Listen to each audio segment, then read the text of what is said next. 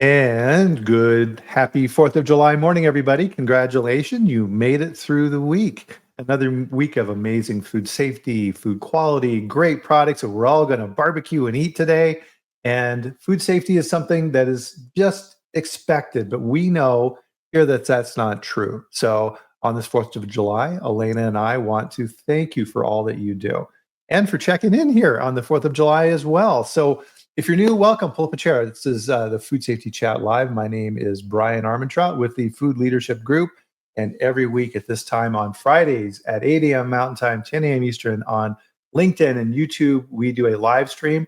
And I get to bring an expert on and we have a chat with you about all things food safety. And I'm really excited this week to have Elena on. So Elena Montoya with 5280 Food Safety. How are you doing today, Elena? I'm doing well, Brian. Good morning to all of our food safety heroes and friends, and happy 4th of July, everyone. Yeah, and the dedication, right? So as we were saying for the promo here for the event, uh, freedom and food safety, right? You have to guard those things all the time. They never take a break. So the pros, they're here today with us, joining us for the chat. That's for sure. So one of the things that we love to do here on the chat, right, is where are you at in the world? I am in Loveland, Colorado, and oops, I'm in Loveland, Colorado this week, not Colorado. Oops. But where are you at, Elena?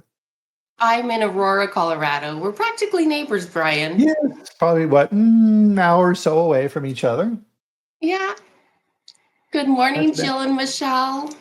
good morning. Oh, so good that Jill is here. Yeah, she was saying that she's at a remote location, so somewhere that she normally isn't. So good to see Jill. And have you been outside this morning? It's muggy. It's very atypical for Colorado, isn't it? It's a little hot and humid today. I even had my air conditioning on this morning. Oh, yeah, it's like, what is it? It's saying 69 degrees already, and yeah, you can definitely, yeah, it's Colorado. We don't get humidity here, and when you do, and it's nothing like I'm sure people back east have, but you can definitely feel it. Bon is up en route from Seattle back to Twin Falls. I love Twin Falls. Beautiful, beautiful city. Sarah's here. Good Look at all these morning, dedicated Vana. pros checking in here. And that's one of the things too, working in the food industry, it's 24/7. Right? We people have to eat, and somebody had to make all those brats and burgers and buns and all that stuff that we're enjoying today. So that's always good that they do that. So with that, everybody, if you'll please join Elena and I for a drink of your favorite July 4th beverage. Cheers. Cheers. Very good. Very good. Yeah, I was telling Elena here before we got on. My dog decided he wanted to start the day early today, so this is about my third cup of coffee. So if I'm like this, you know why. Hey Tim, good to see Tim. Good I morning, love Tim. Tim. I love what Tim does on LinkedIn. I'll embarrass Tim here a little bit. He really kind of pulls back the curtain on his life, and we get to see his family and his daughter playing basketball.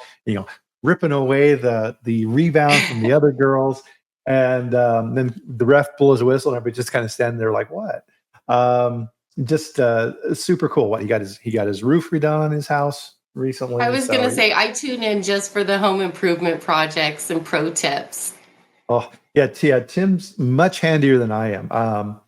My sister's ex-husband is super handy. He like built additions on his house and stuff like that. And I was helping him one time, and he had me cut some 2x4s down to length for something he was doing, and I cut them wrong. And so then I was reassigned to other duties after that. Trash So pickup. yeah, pretty much. Yeah, anything where I couldn't possibly. I think that was kind of the main thing. So with that, everybody, we are now going to do, here it comes. It's got to be done.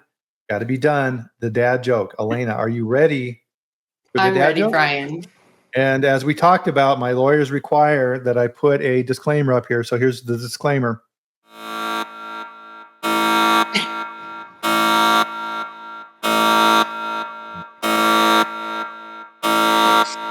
All right. Disclaimer's out of the way.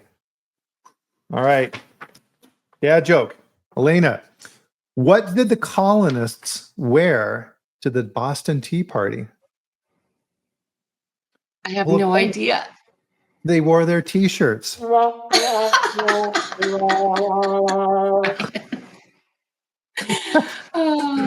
I still think your second book should be a book of dad jokes. Dad jokes, definitely. I think so too.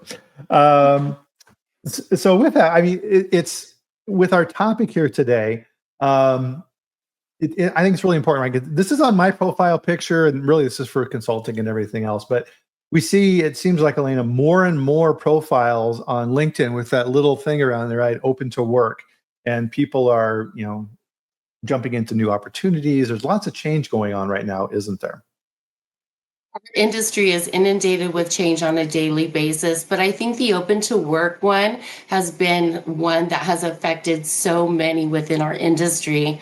And I think it really all started with Doge, Brian, Department of Mhm. Government Efficiency, that impacted several key departments within the food safety industry.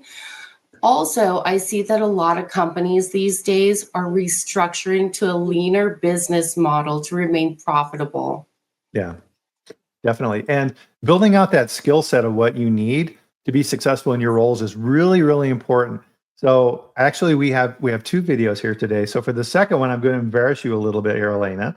But building out those skills is very important, is being able to build the communication skills. So congratulations on your award. So Toastmasters of the Year, Super Communicators. Congratulations for that. Thank you so much, Brian. Again, it's an honor to be here today. Toastmasters International is an organization that focuses on leadership development through public speaking. As a matter of fact, our Super Communicators Club will be hosting a speechcraft. This is a great way to try out the organization. It's a 6-week process where you get to work on your speeches and presentation skills. If you'd like more additional information on that, or if you'd like to attend as a guest, please send me a message on LinkedIn. I would love to extend an invitation. And I think you're a living, breathing model of how that works because your communication skills, top notch. Thank you. So being able to build those skills is really important. And with that open to work piece of it, having those connections and doing that is really important. And part of what I always emphasize, and this kind of gets into the first point that we wanted to talk about here, is it's a fit, right? So part of this, and really when you're looking for a role, and so part of this is kind of giving some tips and tricks around here today of things we've learned from both sides, right? As some, I've hired a lot of people in my career, and a lot, I've been on the other side too, where I'm looking for new roles. Is the important thing to remember here is, and this is a good tip from negotiation for people to remember, is you always think that you're in the weaker position. And that's not true. Mhm. Well, what I mean by that, a good example of this, Elena, is if you're, let's say, for example, if you're looking to buy a car and you find the car that you love and you're thinking, oh gosh, it's so expensive and I don't know if I can afford this. And I hope the dealership will work with me and I hope nobody else comes and buys it before you're right. All these things go through your mind. You think you're in a really bad position to buy this car. Well, guess what? That car dealer on the other side of the table is thinking the same stuff. He's going, oh, geez, it's almost the end of the month and I haven't hit my quota yet. And I really need to sell this car. My boss is all over me. I hope that they don't go too low on the price. I hope I can make this deal happen. You always think that you're in the weaker position. And that applies for when you're looking for a new role as well. You think that you have to have this role. The company thinks that they need to fill it immediately and all these things. And you have to always remember that. And it's a two-way street. Both sides are looking for things like this. And you have to always approach it from that standpoint of, is this the right fit? And that applies for both sides of the equation, doesn't it? Absolutely. I think finding or choosing your next company and leadership team is one of the most important things that you can do to create work life balance and to grow your career. And it has to be that right fit. You have to feel inspired, valued, and have a connection. Yeah, absolutely. And realizing too, and you need to take these things into consideration, that if you're starting a new role, that balance is probably going to be out of whack for a while, right? Because you're going to have to get up to speed. There's going to be that giant learning curve. You have to understand the processes, the culture, who you're working with. They're bringing you in for a reason, right? There's probably some giant fire that's burning. and they want you to come in and help fix it, right? So you're going to be jumping into things right away, and you have to be mentally prepared for that. And you have to understand exactly. And a lot of times, it's human nature. If I'm hiring you for a role and I have this giant problem that I need to fix, let's say that, for example, FDA came into one of my plants and I got a 43, and I'm really worried that I'm going to have a recall. I'm not going to come out and say that necessarily. I'm going to say things like, there's lots of challenges that are in this company that you need to address. You need to ask follow-up questions and say, tell me a little bit more about these challenges that you're going through, right? That's your responsibility as somebody who's being interviewed as well, isn't it? I think it's really important during that interview process to ask questions. Not only are you being interviewed, you should be interviewing the company that you are considering taking role in. So, Mhm. for instance, asking them, why is this role currently available? An Mhm. answer I always like to hear is the previous individual was promoted. Yeah. This demonstrates growth opportunity within the company. That's a key component for a company I want to work for. I also look for companies that prioritize and support continuous improvement. For me, that's a sign of a stronger food safety culture and something that is really key to my growth. Yeah, absolutely. And Sharon says it well here. You're looking for that cultural fit. It's a marriage. You're looking for that right match, and you're trying to figure out. And we all, that's kind of the buzzwords that are going on right now. And what we do is food safety culture. That's a subcomponent of company culture. How does that company operate? How big are they? How do the different divisions function? Fortunately, now with the internet, we can do a lot of research and we can figure out a lot of stuff in advance. And you can go to websites and look at information, and you can go to message boards, and you can go to sites like Glassdoor and start to get more of a feel of what this company actually is and what it is that you're getting into. And that, yeah, why is it open? Well, why are you guys looking to fill this role? That's very, very important. And to your point, promotions, super, right? Great. Yeah, the person who is in this role, we've been grooming for the next level. They're moving on to this next challenge, and you're going to be backfilling behind them. And guess what? They're going to be available to help mentor you and help you succeed in that role. Yes. Love Versus, that. yeah, this role is open, and we found out that we got a big problem, and we need somebody to come in here and figure it out. Right? Okay, well, in that situation, I'm on my own. It's like, okay, Mhm. I need to understand that, and what does that mean, and what does winning look like in those type of scenarios? And we'll talk more about that piece of it later. Um, Another indicator of how desperate they may be for you is how quickly do they want this filled? It's like, okay, well, we're looking to have this role filled here in the next 6 to 8 weeks or perhaps longer. We want to make sure that it's the right person. That's why we're talking to a lot of different people. Versus we need somebody now. Mhm. Can you be here tomorrow? FDA is coming in. And that's, yeah, you need to understand that side as well too. What's their urgency? Well, even oftentimes, especially when you're talking about leadership roles, I find that the interview process can often be a 4 to 6 week process because oftentimes you're going to have multiple rounds of interviews, including an on site. You're going to interview with all of the leadership team from that facility. And that's a great opportunity, again, to dive deep, ask the pressing questions, have a gauge and a fit for the culture, the leadership team who you're reporting into, and to see if that's the right fit for you. Yeah. Another good indicator that I would look like as somebody who's going into interview for a potential role is, who do they have me talking to? Is it just the food safety quality assurance team? If so, that's not good. I should be Mhm. talking to, and of course, this is also dependent upon the role. But if I'm looking at a leadership position in food safety or quality assurance within a company, I want to be talking to operations, procurement, legal, communications, R&D. I Maintenance. want to talk with everybody that I'm going to be interacting with. Mhm. Absolutely. I also think that it's really important while you're in the hunt for your next current role is that you're outlining your career growth goals. This Mhm. can be really essential in building a successful career. It can help you choose the right mentor, identify areas for improvement or areas where you may lack experience. And it can also provide you a roadmap to success. Yeah, absolutely.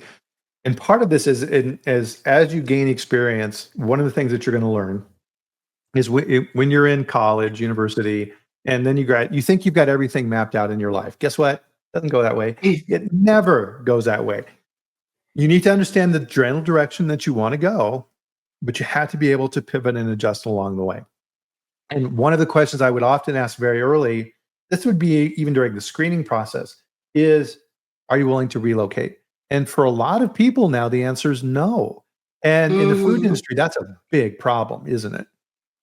It sure is. Being willing to and open to relocation can really change the trajectory of your career. Yeah. For myself, being single and not having children or a husband and my little turtles, that makes that an easy yes for me. Whereas, Mhm. understandably, some people with families, maybe your kids are in a particular school system or your husband also has a very successful career, that can often be very difficult. But for true growth opportunity, I think it is beneficial to be open to relocating. Yeah. And sometimes there are roles where you can do it remotely. And with COVID and everything else, that kind of changed the dynamics in those areas and managers became a little more flexible. But the reality of working in food safety and quality assurance is it's boots on the ground. You have to go to the Yes. plants. You have to see what's going on. You have to visit the co-packers. And if you're like, no, I can't travel and I can't relocate, you're probably going to cut yourself off from the vast majority of potential growth in your career that you're going to be offered. Yeah, I always used to say when I was in sanitation, I'm like, sanitation isn't one of those jobs you can do from home from afar. You need to be there to be with your teams, do those inspections, and make sure that alliance with compliance and regulations is being adhered to.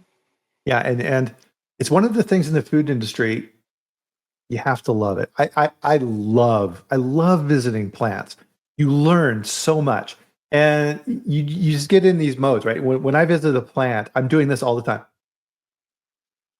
Just, what's that? What's Hmm. that? Just looking around, just trying to figure stuff out. And once you get that mental map, so I visited a co-manufacturer for a client of mine here a couple weeks ago. And now that I've seen the plant, now that I've talked to the people, I can talk intelligently to them when they ask questions or I want to learn more. It's like, oh yeah, in that receiving room that you have in the back by your cream tanks, you had a valve cluster back there. I wanted to know a little bit more about how that works. Who do I talk to? Oh, right.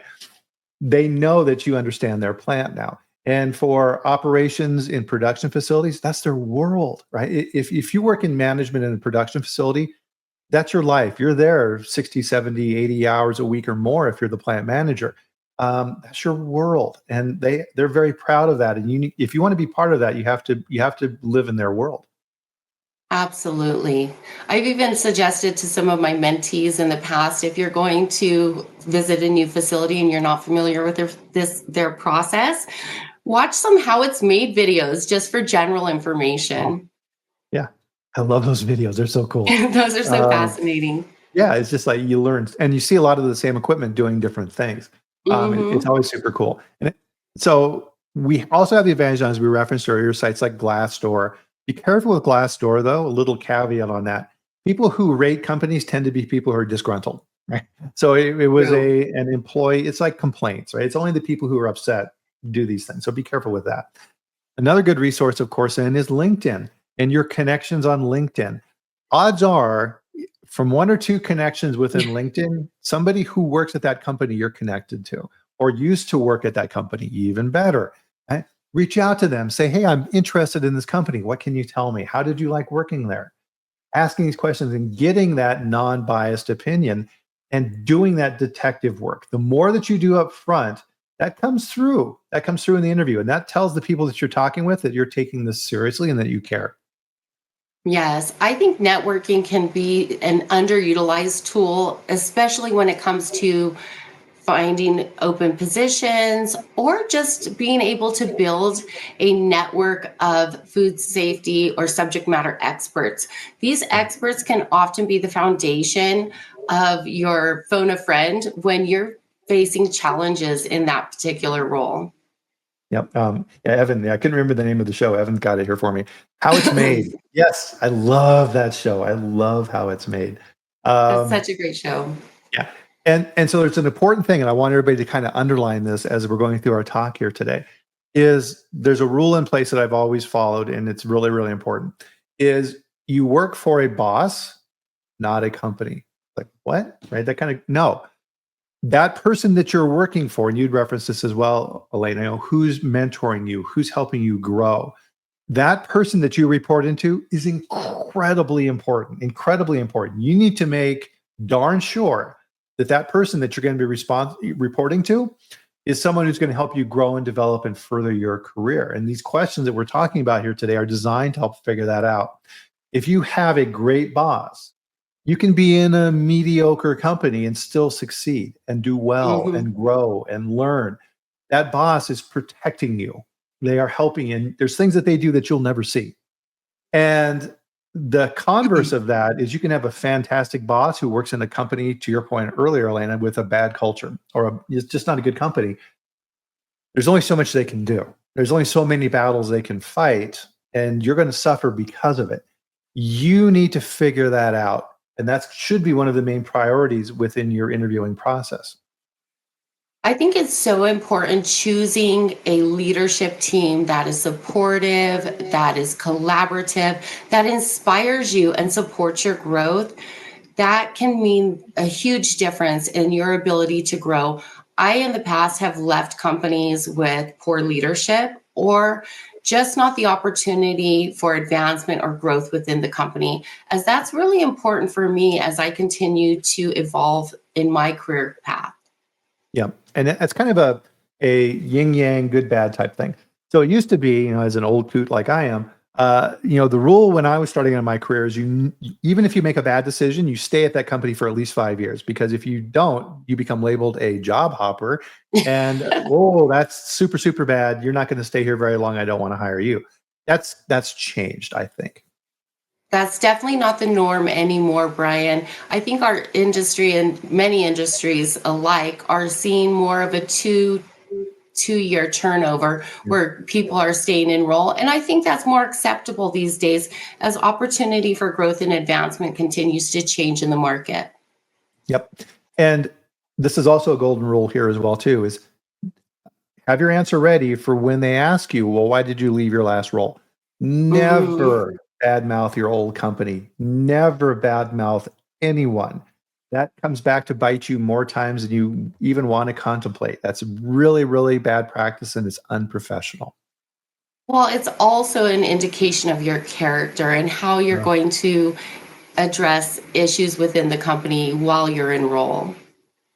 Yep, absolutely. So that's a red flag for me if I'm hiring, because if you're bad mouthing the previous company, that means you're probably going to be bad mouthing me at some point in the future. Agreed. So I kind of wanted to jump in here and give a little bit of perspective from someone who hires a lot of people. If you know me from the chat here, right, I've been in senior leadership positions in food companies for a long time. I've hired a lot of people. Fortunately, I've only had to fire a few, right? If it comes to that point, they know that they're not a right fit for that role, and it's my job to help them move on to something else, right? It's nothing personal. It's just it was a bad fit. And you want to avoid that because that's just burned resources and nobody likes that. But what I would do then when I would hire is, number one, first of all, I always wanted to promote if I could. And that's another sign of a good manager is you have a good succession plan in place. If you have a manager that's fearful, that says, I can't train you everything that I know because then you'll just take my job, that's bad. Right? You want people to take your role. So that's the only way that you can advance, right? If I want to become a senior vice president, the only way to do that is to train the vice president who's going to take that role. And I want that, right? Because I want to be able to develop and nurture them and have this continue what I've developed. I don't want somebody coming in there and blow up everything that I've done over the past 5 years. I want someone to continue that legacy of what I have built. So that succession planning piece of it is really, really important. It's a good thing for you to ask about during the interview as well, is how does succession planning work in your companies? Guess what? In most companies, it's seat of your pants. And most people don't understand this. And so I'll make sure to emphasize this as well. HR does not work for you. HR works for the company. HR is there to protect the company. You are there to develop and promote your career. And people get that mixed up all the time. Never forget that rule.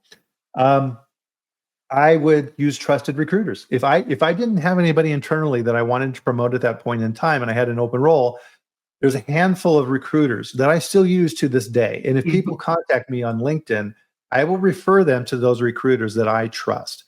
And there's no relationship there. I don't get any, I just do that because I want the best people to find the best roles. And those connected recruiters in those industries are really important. And within those, you have specialties. So there's recruiters who specialize in dairy and produce and things like this. You need to understand who those recruiters are and then work with them. They are going to pay dividends. And that works on both sides of that equation.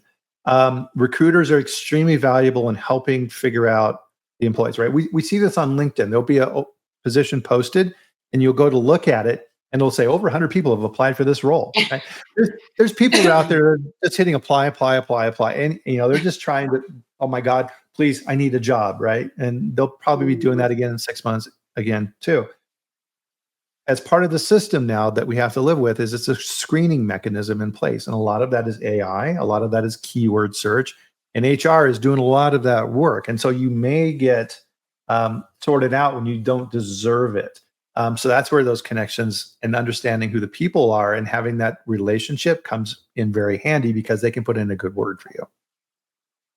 Absolutely. I often find too it can be very helpful sending a direct message notifying either the recruiter or the hiring manager that you've applied, expressing interest and asking when you can set up an interview. Taking and initiating that first step shows them that you're a better fit for that role. Yep, absolutely. So yeah, Jill said, yeah, if bad mouthing, yeah, it's mindset, absolutely. And Absolutely, Jill. Cortland's a CEO, and I'm sure he's hired a few people in his day as well too. Uh, People bouncing at the same role at different companies is a red flag. It means you're not growing. Yeah, Mm-hmm. excellent point, Cortland. Um, so it's a funnel, right? The best way to think of this process is it's a funnel, right? You're narrowing it down. I don't have time to talk to 50 people. So I'm going to narrow it down. I'm going to talk to the top candidates. And if I narrow it down to 5 candidates or so, that's probably high, but we'll stick with 5. First thing I'm going to do is I'm going through the resume. And if there's one thing I hate on resumes at leadership roles, right? So I would talk and I would hire people generally at the director and higher level. If your resume is simply a recitation of the job description, that's a bad sign, right? I already know what you do. I want to know what you did with that. It's like I was responsible for developing the systems and managing customer complaints. Wow, super. Okay. And I was able to reduce complaints from 5 per million to 2.8 per million by doing this, and this. Yes. Tell me more about that. That's what I want to know. That's what I want to hear. And I want to see that on the resume. Your resume is the introduction. That's all it is. It opens the door. That's all it does. If you've opened that door up and I want to speak with you, the next thing I'm going to do is a phone interview. And I'm going to schedule that interview for an hour. I would always schedule those for an hour, Elena. And if I found that after a half hour, I was bored and I was looking around and I was trying to think of other stuff to talk about because you were giving bad answers that were yes or no answers, I would say, well, tell me something about this. And they would give me a short little curt answer. Okay. Right. And after a half hour, I was bored. Bad sign. If Very the bad. hour flies by and I look at the clock and I'm like, oh crap, we're almost out of time. Good sign. Good sign. And I would always leave 10 minutes, and we'll talk a little bit more about this too, is I would always leave 10 minutes at the end of the interview to flip the script. And I would say it like this. I would say, well, Elaine, this has been a fantastic conversation today. I've really enjoyed talking with you. I've been spending a lot of time grilling you. It's your turn to grill me. What would you like to know about me, the company, our objectives? I will be straight up honest with you because I want you coming in here eyes wide open. What can I tell you? And then I would just leave the floor to you. If that person had no questions, bad sign. That's a bad sign. Means they didn't do their work, didn't do their homework. Nothing is perfect. You got to have questions. You must have questions. Bryan, to touch back on the point of having examples of programs or projects that you've implemented for efficiency or cost savings, I also bring to interviews my interview binder. Holy moly. When I started this, it was 1.5 inches. It has grown. This is 5 years of examples of my work. So job aids, trainings, programs, validations, anything that I've done to show efficiency or cost savings, and I can flip and show them exact examples. And that can be really beneficial in furthering that discussion and getting that second interview. Absolutely. And that's telling me right off the bat, without even looking at anything in that folder, this is an organized person. They're methodical. If I'm looking at a systems role, I'm saying, Elena is going to be, all right, this is somebody who understands how processes work and can show evidence. I like that, right? So I'm going to ask you more questions on that side. Here's an interesting thing that I think more and more people realize is that it used to be that degrees would open doors. And so what I found is not really the case anymore. The perception of prestige from a degree, even from like a fancy reputation school, doesn't really mean a whole lot anymore, does it? No, it doesn't. I think passion can play a very important part in the hiring process, especially if you lack a certain level of skill or experience.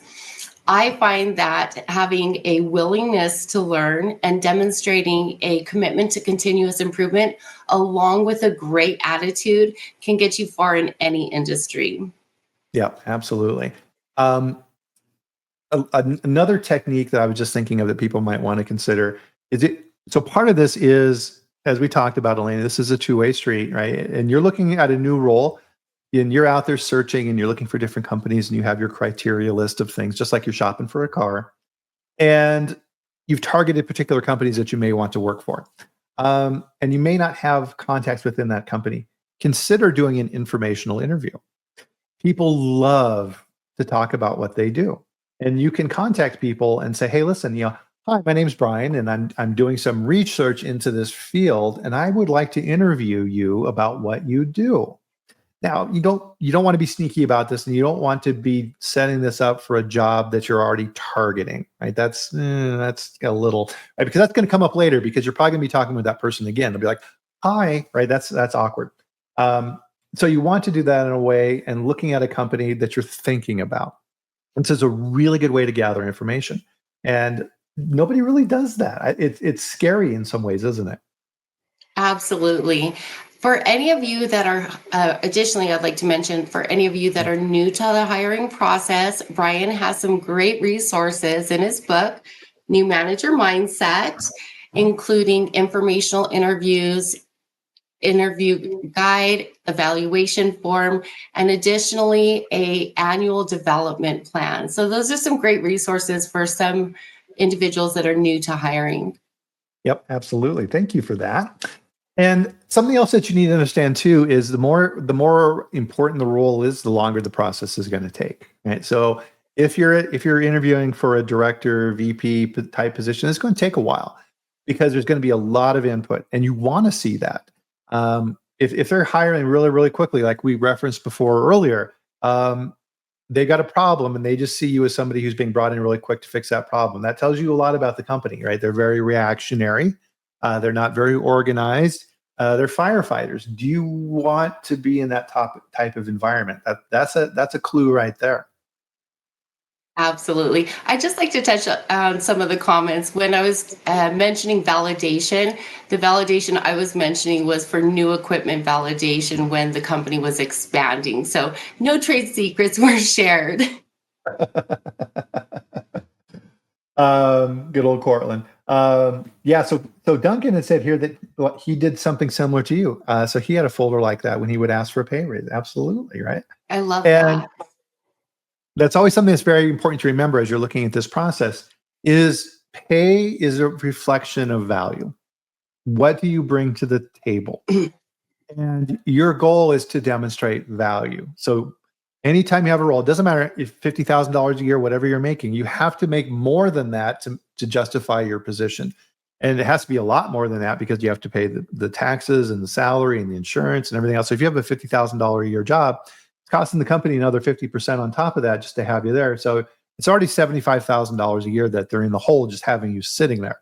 So what are you bringing that's going to bring that company $100,000, $150,000, $200,000 a year in revenue and protection and all of these type of things.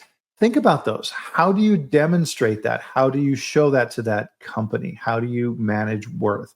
And it's an abstract concept sometimes, I think, in quality that we don't quite understand, because again, we're technical people, and we think that just pointing to something and saying, well, that's my resume, that shows that I can do this. I've got all these certifications, so you should hire me. Why? My sister had given me a really great tip when I started my career in the corporate world. And she told me to keep a list of all of my contributions and achievements. So if I made a suggestion to implement or improve something, or I had gone above and beyond, I would just keep a running little list. And it was just a note section in my phone, but it really helped during those discussions when I was advocating for myself for a raise or a promotion. Mhm. Yep. Another good question. This goes back to the other book review, and I got this guy back here. This is a really good book, and I've referenced this before. The First 90 Days by Michael D. Watkins. You can get this off Amazon, and that's a good question to be asking as you're interviewing. Is, if I'm accepted into this role and this is a good fit, right? That's important wording here too. Listen to what I'm saying. If this is the right fit for me and you're Mhm. looking at me for this role, how do you envision, and this is the question you need to ask for your potential boss, what do you envision my first 90 days to look like? What you're asking is, what does success look like? Because at the end of that first Mhm. 90 days, that boss is going to be sitting back and going, how's Elena doing? Did she do what I asked her to do? Did she improve things? Or is she flailing around, just kind of getting caught up in all kinds of weird stuff? Focus, right? What is the focus of what you want me to look at? And that's just not going out and executing, right? Because that's a problem too that people get caught up with, right? Bull in China shop. They go in there and they start saying, well, this is how I used to do things at my old company. Who cares? Who Yes. cares?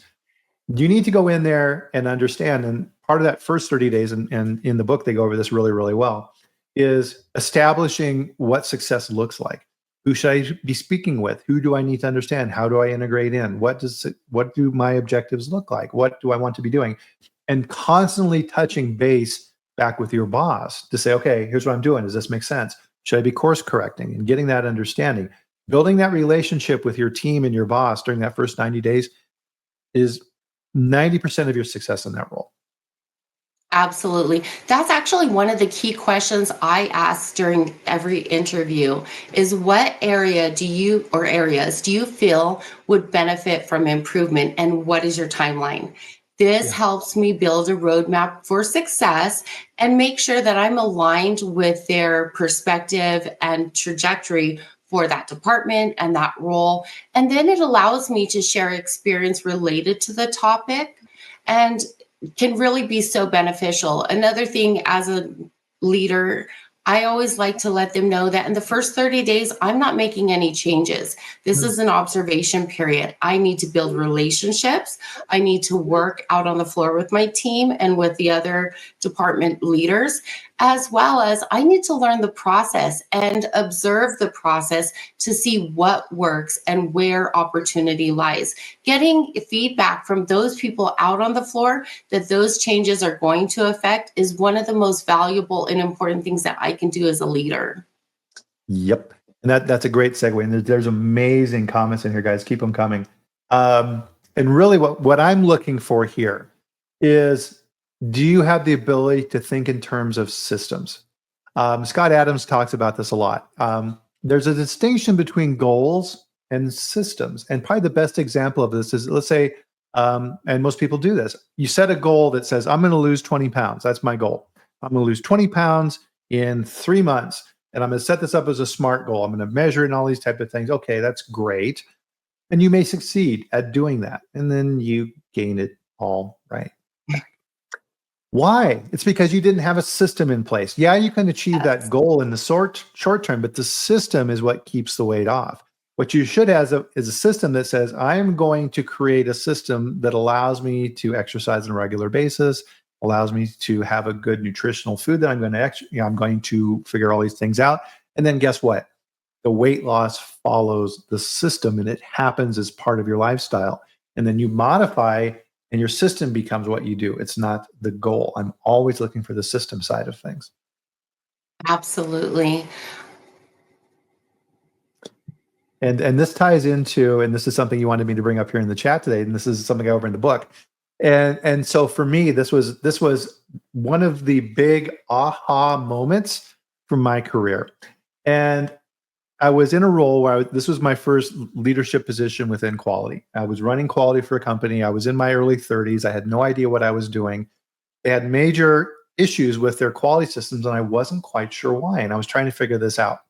And I was reading an article. I still have the article in QA magazine, and it was called "The Bus Driver." And I'm like, So I started reading this. I was just like, oh my God, this is it. This is it. And this set everything on course for me from that point forward. So what is this? So the bus driver principle is this. So Elena, you own a bus company, and I'm your HR manager, and you come to me and you say, Bryan, I need to hire a new bus driver. I'm like, oh, okay, well, tell me about that. Well, we need a bus driver for this route. Bill quit. We need to replace him.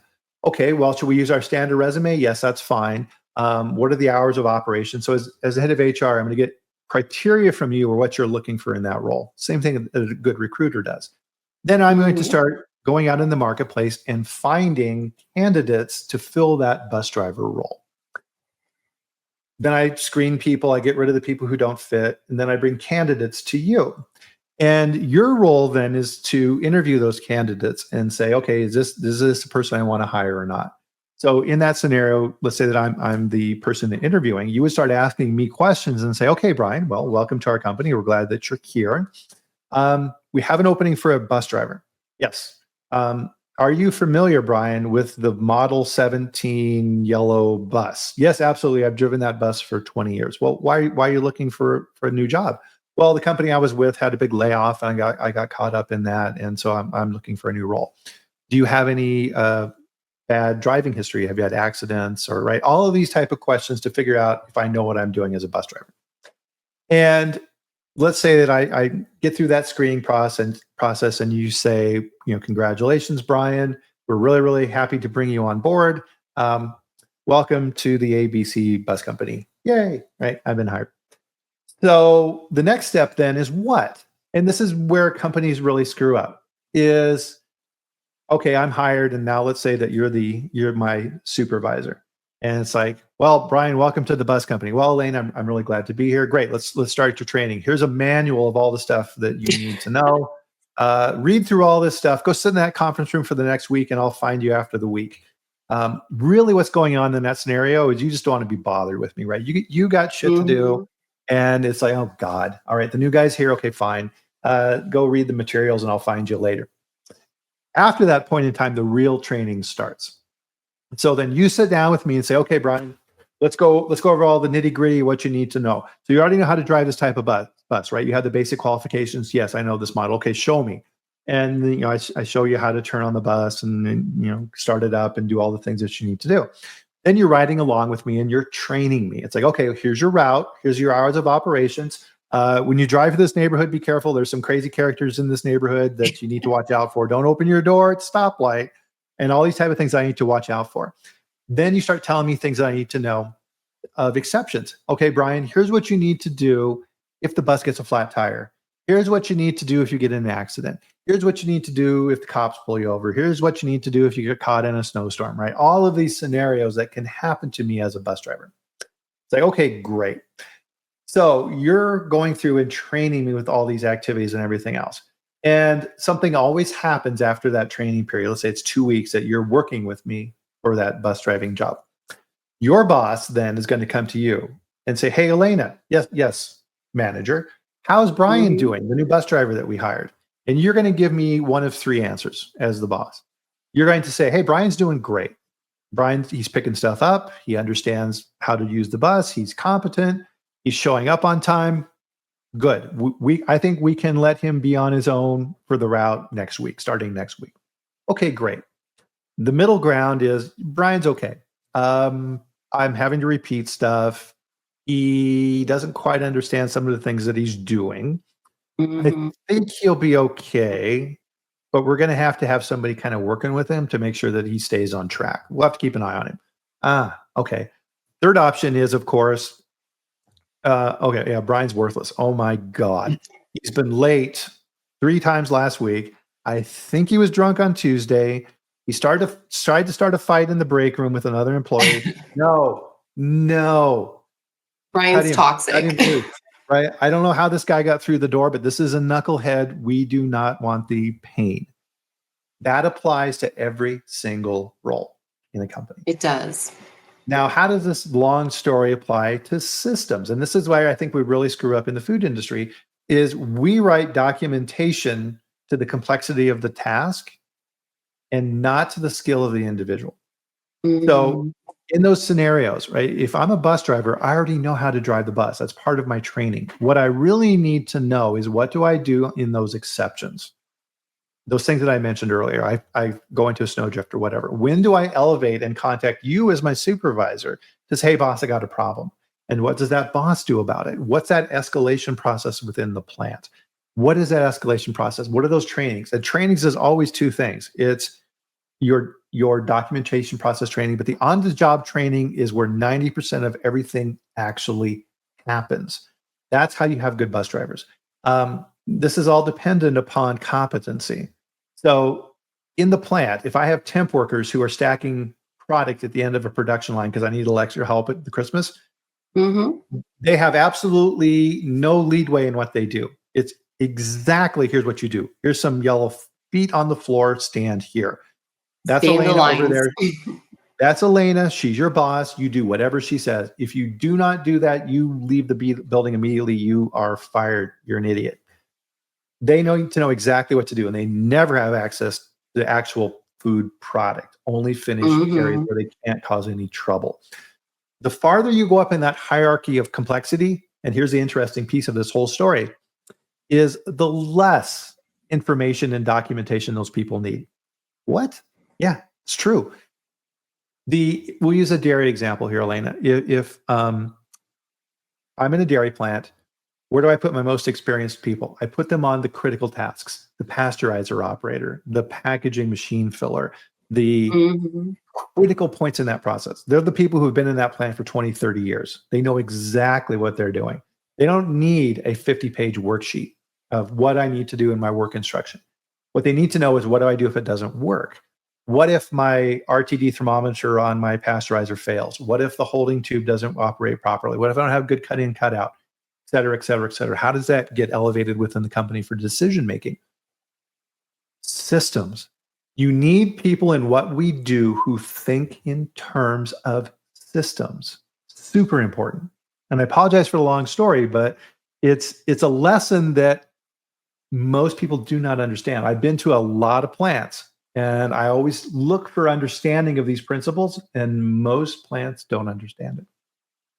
Brian, I think that story is an excellent example of how hiring for the right skill set is so important. It helps you fast track your growth potential with your candidates that are in their roles.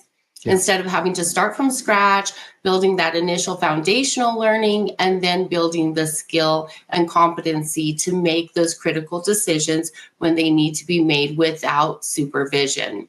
You want your team to react the same way you would react in that situation without having to check in. Now, obviously, you've given them a lot of guidance in that process. You know, these are the parameters. This is when we escalate. This is when you loop me in. But if they don't understand the foundational components of that, they can't effectively perform their jobs. Yes, you said something really important there that I want to emphasize.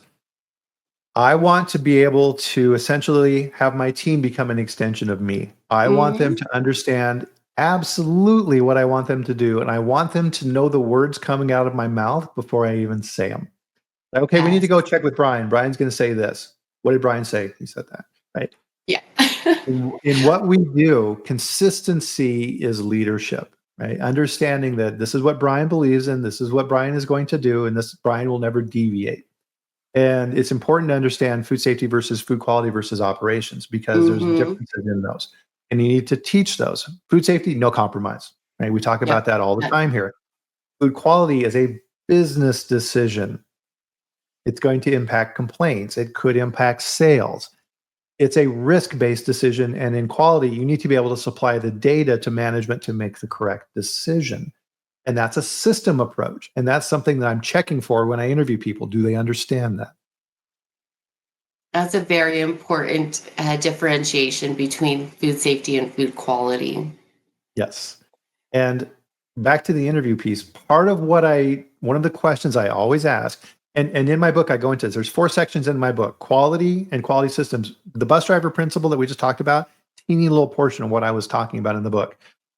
The 4th section in the book is HR, what we're talking about here, hiring and finding great people. You're only as good as your team. And one of the questions I always ask, I'm going to put you on the spot for this, Elena. This is one of the questions. And if you're a regular on the chat, you've heard this question before because repetition is important. Is I always ask this question is, okay, Elena, thank you for coming in. I've really enjoyed our conversation. There's something I would like to know.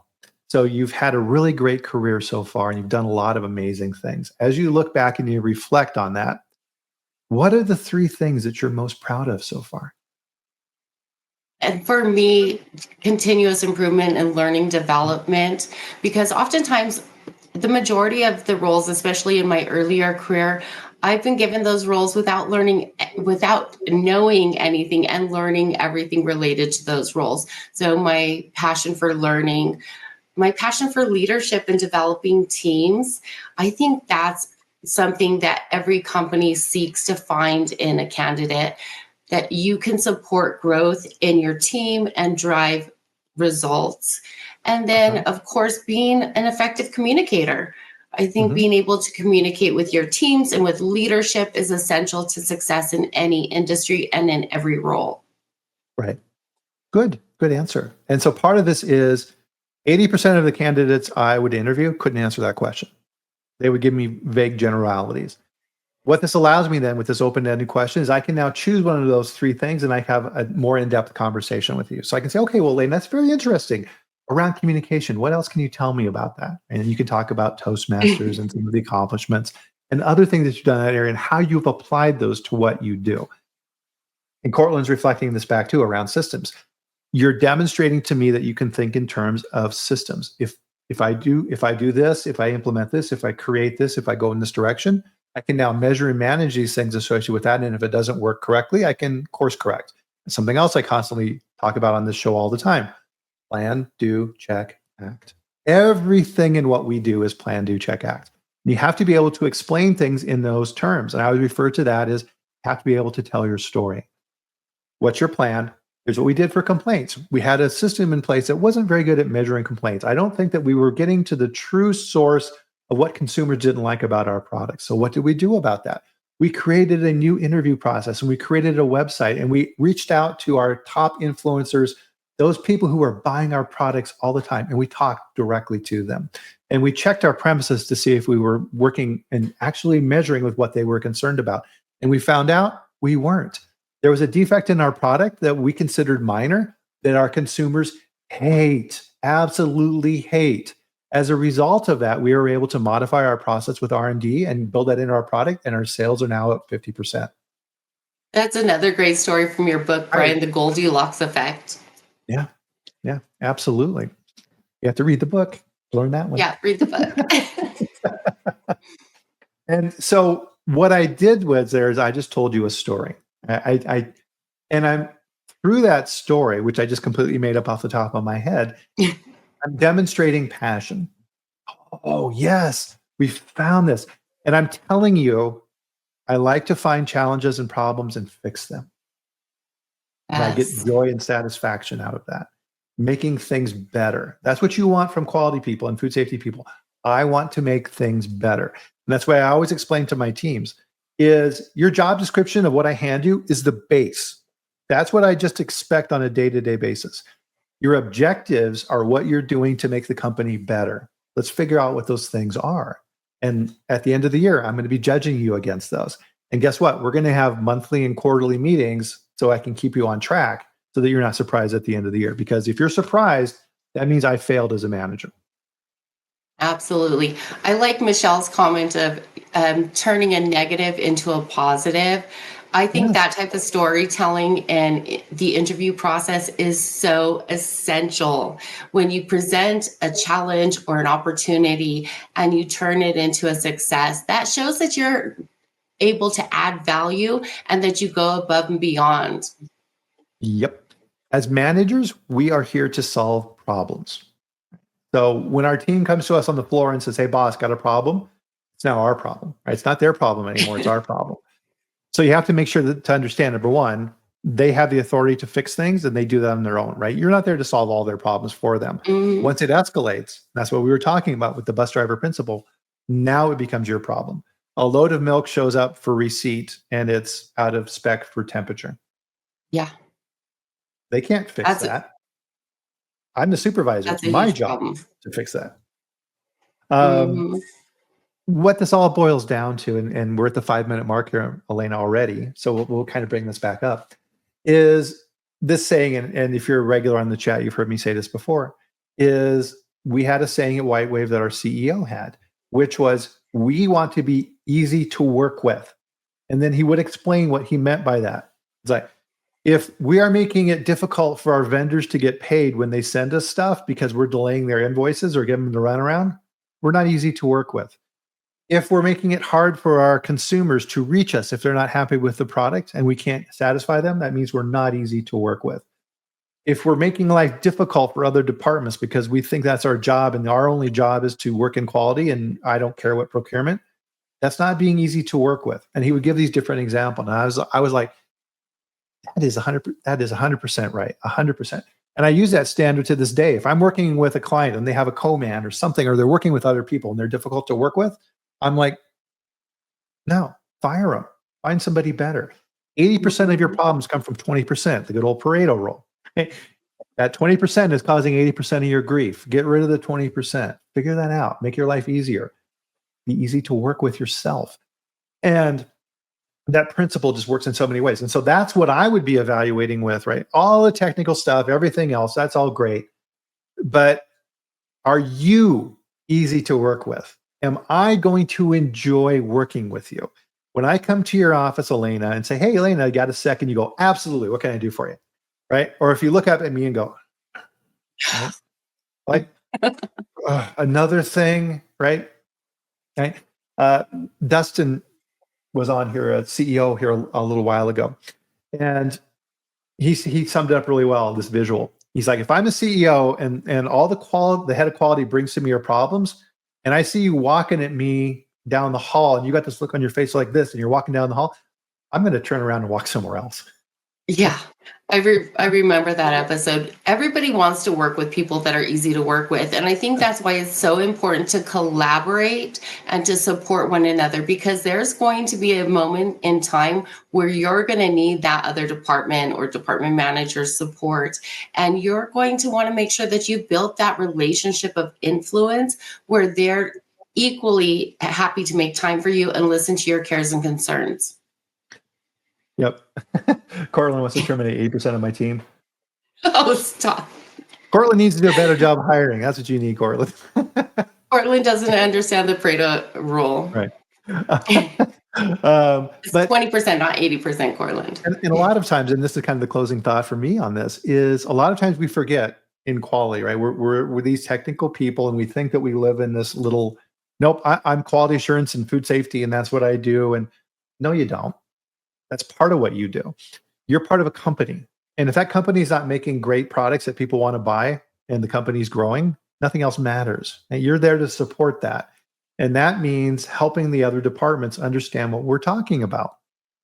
Systems apply to everything in a company, everything. And that's why quality Mhm. a lot of times is called upon to help other departments build systems and collaborate, not dictate, I collaborate with think other I departments. think quality can be the checks and balances within a company, and that's really the key focus of that role, is making sure that those checks and balances stay in place to remain profitable, but most of all, food safe. Yeah. It's not being persuasive going to the procurement group and saying, you need to do this because SQF 2 point blah, blah, blah says you need to do this. Mhm. No, no, they don't care. What they need to hear is, we need to put in some amazing systems that are going to make your life easier. Would you like to hear about that? Well, yeah, of course I would, right? How can we make this Communication, better? communication. Right? So Absolutely. go ahead. I'm sorry. Oh, I just wanted to share one last essential question I always ask during interviews, and that question is a game changer for me, Mhm. is do you have any reservations about me being successful in this role? This allows the interviewer to voice their concerns on the noted area and allows you to share experience that maybe hasn't been discussed or efforts that you are implementing to become more proficient in that area. Reading a book, taking a training, a certification, attending a webinar, and those are all great ways to do that. Informational interviews, networking, connecting with other leaders on that particular subject. Absolutely. And so we're going to have to close out our chat here, but I definitely want to give you time to let everybody know about some of the stuff you have coming up. Thank you, Bryan. Many of you are familiar with the book giveaway that Michelle Wolzian and I co-founded. This is the next evolution of that project to give back to food safety professionals. Something really big is coming, especially for those of you in food safety. If you've wanted to grow your network, access top tier science, and stay on the cutting edge, but haven't had the means to join, Michelle and I will be sponsoring a full year membership for the International Association for Food Protection. So stay Wow. tuned because we're going to be receiving entries to select our winner. Nice. And how can people find you? You can find us on LinkedIn, and we will also be posting more information related to the contest to support one lucky winner of a year membership to IAFP. Wow. Nice. Thank you very much. That's amazing that you guys are doing that. Thank you, Michelle, too. Thank you. And so one other final thing for me, and this was a ton of work, but I'm really excited about how this turned out is my new website. And so it's really focusing around what I've been talking about on identifying risk in your food company and helping to alleviate those things. And I've been looking for feedback. Elena gave me some really good feedback that helped improve the site. Continuous improvement is part of what we do. So if you've got the time, please click on the link, go check out my website, foodleadershipgroup.com, and let me know what you think. Is it a good site? Am I missing things? Is it telling you what you need to know? Is it telling that story? So thank you, everybody, for that. And with that, we have to, fortunately, time flies all the time during these chats, we have to close out here for this week. Thank you, Elena. Fantastic chat, very much. Bryan, thank you. It's been an honor being here. And thank you to all of our friends and food safety heroes that tuned in today. Happy 4th of July, everyone. Yes, happy 4th of July, everybody. Next week, there is no chat next week. I'm traveling, got to do some business stuff, so I'm traveling. More to come on that. There'll be a podcast coming out of that. But no chat next Friday. But of course, we'll be back the following Friday. I'll bring another amazing guest on. I have a new guest on next Friday, or Friday after this Friday. There we go, 2 weeks. And of course, we'll have the chat then. So 8 a.m. Mountain Time, 10 a.m. Eastern, LinkedIn, YouTube. And in the meantime, as Elena said, everybody have a great 4th. Enjoy yourselves. Keep all your fingers and toes. Don't lose those. We all need them, especially in food safety. So have a great one and be safe. Talk to everybody soon. Bye. Bye, everyone.